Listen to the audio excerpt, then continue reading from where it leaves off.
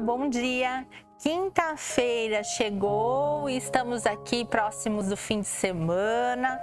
Vamos aqui fazer o estudo da lição de hoje, abrindo a sua Bíblia, a minha Bíblia, no livro de Mateus, capítulo 22, verso 13.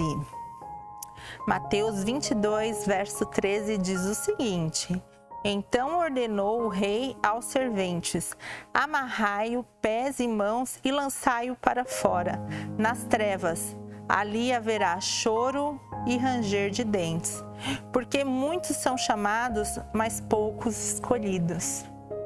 Uma palavra pesada, né, irmãos? Mas uma coisa é certa: Deus, Ele não mede esforços para que nós entendamos qual é o seu propósito. Qual é o caminho? O caminho é Cristo. Você quer ter vida eterna? Você quer morar com Deus? Sim, eu quero, Mari. Caminhe com Cristo. Ah, Mari, mas Jesus já morreu por mim, eu estou salva. Caminhe com Cristo.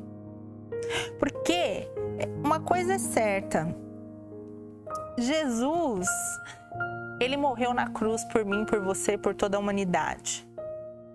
É isso mesmo. Ele nos deu a graça, que não é barata, que custou a vida dele, o sangue dele, a humilhação dele. Ele se tornou maldição, como nós já estudamos essa semana, para nos salvar, certo? Certo. Então, nós agora que sabemos disso, temos que fazer uma correção de rota e começar a vivermos dentro da vontade de Deus, dos estatutos, dos mandamentos e dos juízos do Senhor. Porque a Bíblia diz que Jesus voltará em grande glória para julgar os vivos e os mortos pelo quê? Pelas suas obras. Veja bem, ninguém será salvo porque praticou as obras. A gente já vem conversando sobre isso há muito tempo. Ninguém é salvo por praticar caridade. A caridade deve ser uma característica do salvo. Agora, se eu falo que eu sou salva, que eu sou de Cristo, que eu me converti aos pés de Jesus Cristo, que eu entendi que Ele deu a vida dele por mim e eu não quero dar a minha vida por Ele, tem alguma coisa errada aí. Se eu digo que eu sou cristã, mas eu mato, eu adultero, eu não honro pai e mãe, eu levanto falso testemunho, eu não amo a Deus acima de todas as coisas, com todo o meu coração, com toda a força, com toda a mente que existe em mim. Se eu tenho inveja do outro, das coisas que o outro possui, então como é que a gente justifica esse comportamento de um descrente dizendo ser crente? Tem que haver uma coerência. Então eu quero deixar bem claro: ninguém é salvo pela obra, nós somos salvos pelo sangue de Jesus Cristo, pela cruz de Cristo. Mas a gente não pode se esquecer que a gente também tem que viver uma vida de retidão perante Deus, nos esforçando dia após dia para sermos parecidos com Cristo. Na Bíblia fala que a gente tem que prosseguir para o alvo. Paulo falava isso, que a gente deve prosseguir para o alvo, que é Jesus Cristo. Sermos imitadores de Cristo. Entendeu? Vamos lá. O livro de Hebreus traz uma exortação aos judeus cristãos, aos judeus crentes, né? Que eles permanecessem fiéis ao Senhor. Como é que se mantém fiel ao Senhor? Tudo isso que a gente acabou de falar agora, né? E essa fidelidade deve estar no nosso amor a Deus, entender o caráter de Deus, entender as boas intenções de Deus, entender o plano de salvação de Deus para a nossa vida. Porque se isso gera significado em nós, nós vamos cumprir isso com a consciência, vamos prestar o culto racional. Não é algo emocional, não é algo sem sentido. Não, faz sentido, faz todo o sentido. Eu compreendo o plano de salvação de Deus para a minha vida, né? E aí nós precisamos ser lembrados das consequências da infidelidade. Gostaria que você lesse na sua casa aí Mateus 22, 13. Né? Nós mesmos pagamos pelos nossos pecados. As consequências são inevitáveis. Quem planta semente de discórdia vai colher discórdia. Quem planta amor vai colher amor. né? O choro e aquele que não está vivendo,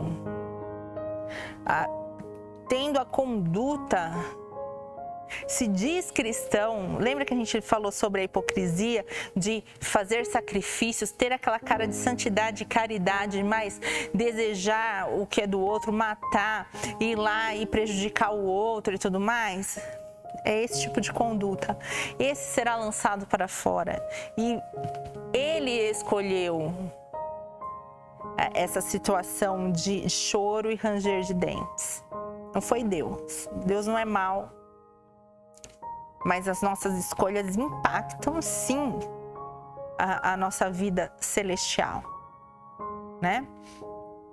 E para exortar os judeus, Paulo citou Deuteronômio, anota aí, 17, versículo 6, que alguém poderia ser digno de morte caso 2 ou 3 pessoas concordassem que aquela pessoa fez algo tão terrível que merecesse morrer de morte, ser crucificada, enfim. Era assim que se decidiam as coisas antigamente. 2 ou 3 pessoas aqui combinassem, olha, vamos decidir aqui que a gente vai matar a Mariângela, a gente vai chegar lá e vai dar um testemunho. 2 ou 3 pessoas eram suficientes para matar uma pessoa num juízo aí, numa sentença judicial, né? E assim, a gente pode ver que naquela época a palavra tinha muita força, mas o mal sempre existiu, a mentira sempre existiu também, né? Então, Paulo deixa claro que a infidelidade pode levar à morte. Isso é no Novo Testamento, no livro de Hebreus. A gente pode ler o livro de Hebreus, ele é fantástico. A lição do próximo trimestre vai vir tratando sobre isso também. Leia esse livro porque ele é maravilhoso. Ele trata de assuntos muito interessantes, como a Bíblia toda, né? A gente está aqui apaixonado por Deuteronômio, mas o livro de Hebreus ali, ele fala, né?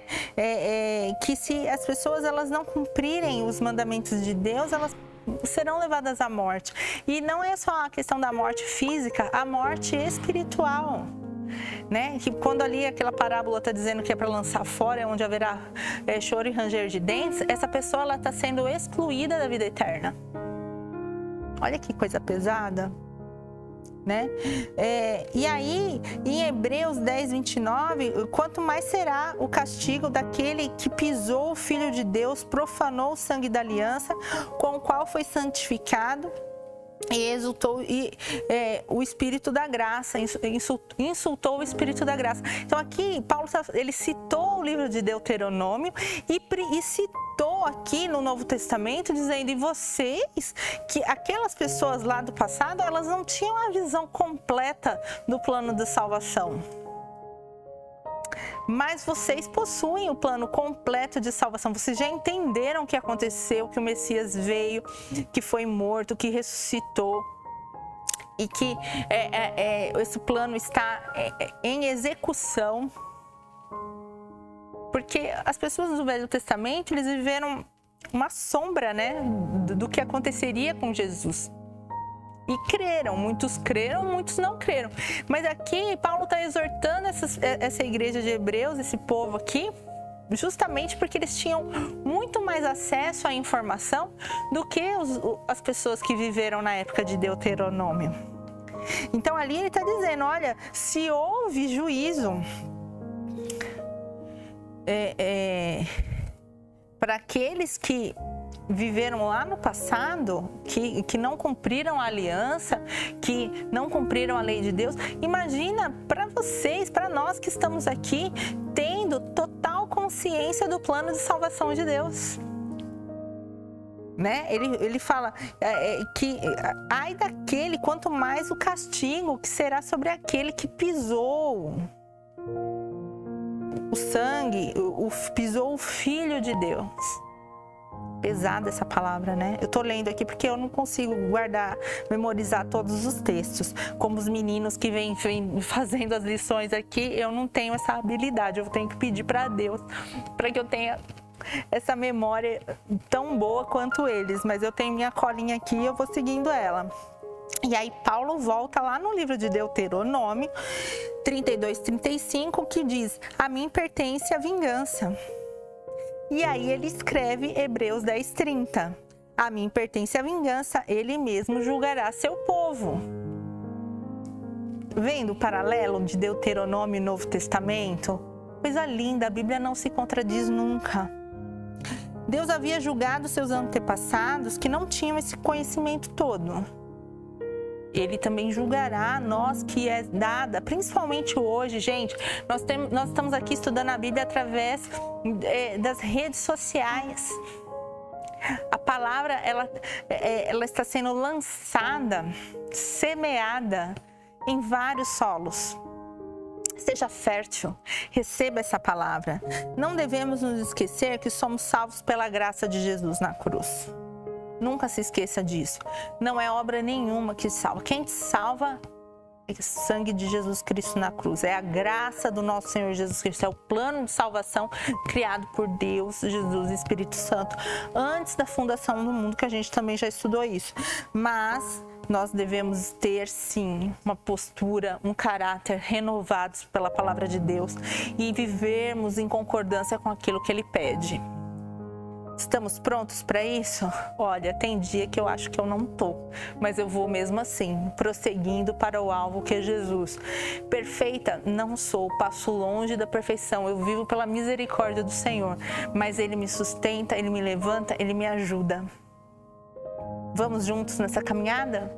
Eu ajudo você, você me ajuda? Preciso da sua ajuda, irmão. Vamos juntos nessa? É mais.